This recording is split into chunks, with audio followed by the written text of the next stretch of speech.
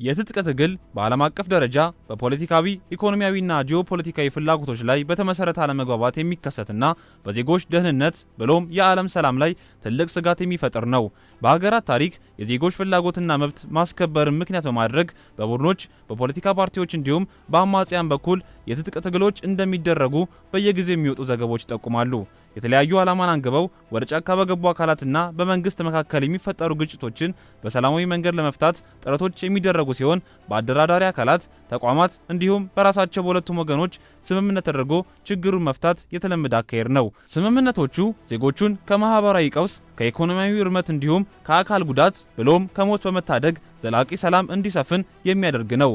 ባለፈው ዓመት በህዳር ወር መጨረሻ ላይ የኦሮሚያ ክልል መንግስት ርዕሰ መስተዳደር የሆኑት አቶ ሽመልስ አብዲሳ ከኦሮሞ ነጻነት ሰራዊት ከፍተኛ አመራር ከሆኑት ጋር ጃልሰኚ ነጋሳ ጋር በአዲስ አበባ የሰላም ስምምነት የተፈራረሙ ሲሆን በስምምነቱ ወቅት ጃልሰኚ የክልሉ መንግስት የሰላም ጥሪ በመቀበል የፖለቲካ ልዩነትን በጠረጴዛ ዙሪያ ለመፍታት መወሰናቸውን ገልጸው እንደነበር ይታወሳል። በኢትዮጵያ የፖለቲካ ምህዳር ውስጥም ከዚህ ቀደም የትጥቅ ትግል ሲያደርጉ የነበሩ የተለያዩ ዓላማ ያላቸው ቡድኖች ወደ ሰላምና እርቅ እንዲመጡ በማድረግ የመፍትሄ አማራጮች የሚተገበሩ ሲሆን የህዝብ ተወካዮች ምክር ቤት 5ኛ ዓመት የሥራ ዘመን 2ኛ መደበኛ ስብሰባ ላይ ጠቅላይ ሚኒስትር አብይ አህመድ የሰላም ጥሪ ማስተላለፋቸውንና መንግስት ሁሌም ለሰላም ክፍት መሆኑን እንዲህ ተናግረው ነበር። ከሰሞኑ ደግሞ በአማራ ክልል መንግስትና በአማራ ፋኖ ህዝባዊ ድርጅት መካከል በአፍሪካ ህብረትና በኢጋድ አደራዳሪነት የሰላም ስምምነት ተደርጓል። የክልሉ ምክትል ርዕሰ መስተዳድር ዶክተር አብዲ ሁሴን የሰላም ስምምነቱ ከመፈረሙ በፊት ከ1 ዓመት ተኩል በላይ ለሚሆን ጊዜ የተለያዩ ጥረቶች መደረጋቸውን አስታውቋል። ድርድሩ የተሳካ እንዲሆን ከዓለም አቀፍ ተቋማት በኩል የነበረው ሚና ከፍተኛ እንደነበር የሚያስታውሱት ምክትል ርዕሰ መስተዳድሩ በተለይም በክልሉ የተፈናቀሉ ዜጎች፣ ከትምህርት ገበታቸው የራቁ ህጻናትና ታዳጊዎች እንዲሁም ከእርሻ ስራቸው የተደናቀፉ አርሶ አደሮች ላለፉት 3 ዓመታት የከፈሉትን ዋጋ ከፍተኛ መሆኑን ጠቅሰዋል። በዚህም በተለያዩ ጉዳዮች መግባባት ላይ በመድረስና በመደራደር ስምምነቱ የተፈረመ ሲሆን በቀጣይ ስምምነቱን ተፈጻሚ ለማድረግ ከክልሉ ከፌዴራል መንግስት እንዲሁም ከአማራ ፋኖ ህዝባዊ ድርጅት ጋር በጥምረት እንደሚሰሩ ተናግረዋል። የአማራ ህዝባዊ ሰራዊት ፋኖ መስራች የሆኑት የደህንነት ኃላፊና የኮር ዋና ስራ አስፈጻሚ አቶ መስፍን አባተ በበኩላቸው አሁን ላይ ወደ ሰላም ስምምነቱ እንዲመለሱ ያደረጋቸው ለመብትና ለህዝባዊ ጥቅም ወደ ጫካ መግባታቸውን ምክንያት በማድረግ የውጭ ኃይሎች መጠቀሚያ ሊያደርጓቸው መፈለጋቸው እንደሆነና ይህም ከዓላማቸው ጋር አብሮ የማይሄድ በመሆኑ ነው ብለዋል።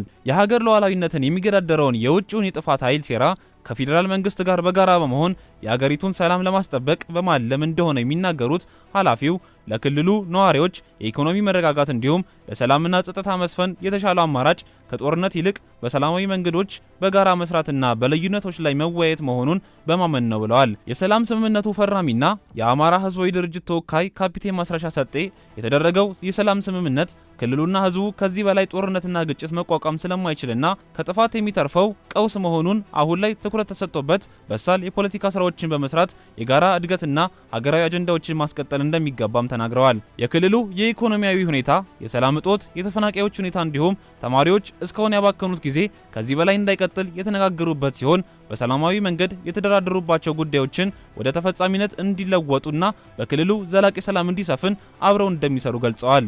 ፖለቲከኛና የሥራ አመራር ባለሙያው ዶክተር ጌትዬ ትርፌ የትጥቅ ትግል ሀገሪቱን ለኢኮኖሚ ውድቀት፣ ማህበራዊ ቀውስ እንዲሁም ለዜጎች ህይወት መቀጠፍ ምክንያት መሆኑን ገልጸው ወደ ሰላም ስምምነት ማምራቱ ለዜጎች እፎይታ የሚሰጥ ለሀገርም ሉዓላዊነት መከበር ከፍተኛ አስተዋጽኦ እንዳለው ገልጸዋል። በሀገሪቱ በአንዳንድ ቡድኖች የሚቀነቀኑ የፖለቲካ አስተሳሰቦች ችግሮች እንዳሉባቸው ማሳያው በተለያዩ አካባቢዎች የትጥቅ ትግል መደረጋቸው ነው የሚሉት ባለሙያው ታጣቂዎች ጥያቄያቸውን በሰላማዊ መንገድ ከማቅረብ ይልቅ ውጊያን መምረጣቸው ሌላኛው ችግር እንደሆነ ይገልጻሉ። ከዚህ በተጨማሪ በመንግስትም በኩል ለጥያቄዎቹ ተገቢውን ምላሽ መስጠት እንደሚገባም አስምረውበታል።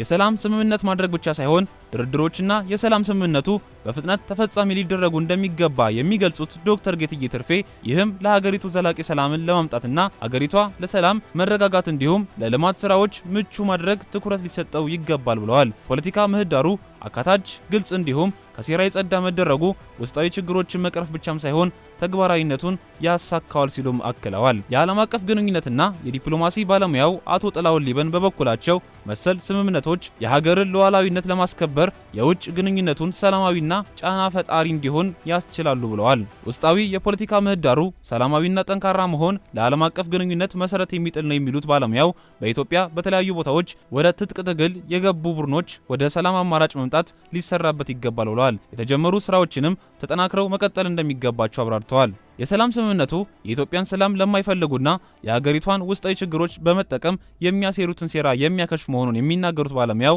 ሰላማዊ ንግግርና ድርድሮችን በማድረግ ከመፈራረም ባሻገር መሰረት ያለውና ዘላቂ ስምምነት እንዲኖር ማድረግ እንደሚገባም አመላክተዋል። የክልል መንግስታት ከትጥቅ ትግል መሪዎች ጋር የሚያደርጓቸው የሰላም ስምምነቶች የፖለቲካ ልዩነቶችን በሰላማዊ ንግግር ለመፍታትና ዘላቂ መረጋጋትን ለማምጣት ትልቅ አስተዋጽኦ ቢኖራቸውም የሰላም ስምምነት መፈረሙ ብቻ በቂ አለመሆኑ ይልቁንም የፖለቲካ ምህዳሩ አካታችና ግልጽ እንዲሆን በማድረግ ስምምነቶቹ በፍጥነትና በተጨባጭ ተፈጻሚ የሚሆኑበት አግባብ ላይ ሊሰራ እንደሚገባ በዳሰሳው የተሳፈረ ሐሳብ ነው።